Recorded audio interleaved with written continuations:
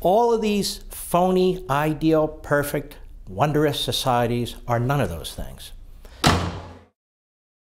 What is going to jump out to readers right away in Ameritopia is the reliance on philosophical text throughout the ages. It's not like a normal contemporary conservative book.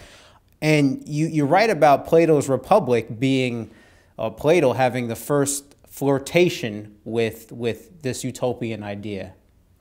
Well, he was one of the first, and he was certainly the most prominent, I think, early on with the Republic. And there are a lot of Plato-philes and Plato supporters, and that debate. I'm not interested in that debate. I go through the Republic, and what Plato tries to deal there twice is create an ideal city. That is, the perfect city if he could start from scratch. And it's not a perfect city. It is a police state. It is a horrific regime. Among others who criticized the Republic was one of Plato's students. You may be familiar with him, Aristotle. And in the Republic, he sets up a caste system. You know, you have your guardians and philosopher kings, and at the bottom you basically have your worker bees, and they exist to promote the state, to promote the city. And Plato makes an analogy between government and the human body and the human form, that the people exist almost like worker bees to make sure that the government is doing well and so forth. I use Plato and I use others. I use, for instance, More and Utopia. I use Hobbes and Leviathan.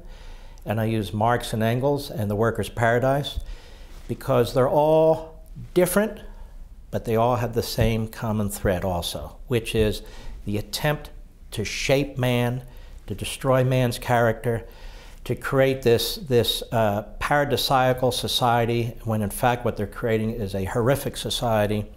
And I figure if Plato and More and Hobbes and the rest can't do it, then Obama and our modern politicians are going to have a tough time at it too. But this is the point. All of these phony, ideal, perfect, wondrous societies are none of those things.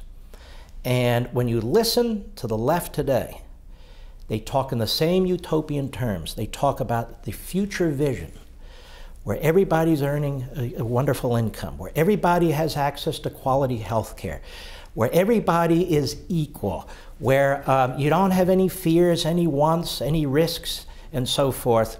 And the point is, not only is that impracticable, it's impossible. And just listen to these demagogues, because they're always talking about the future, the future. You need to surrender more of your liberty, surrender more of your property.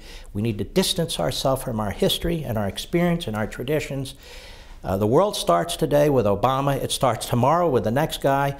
And we're to abandon all that and follow these guys right over the cliff.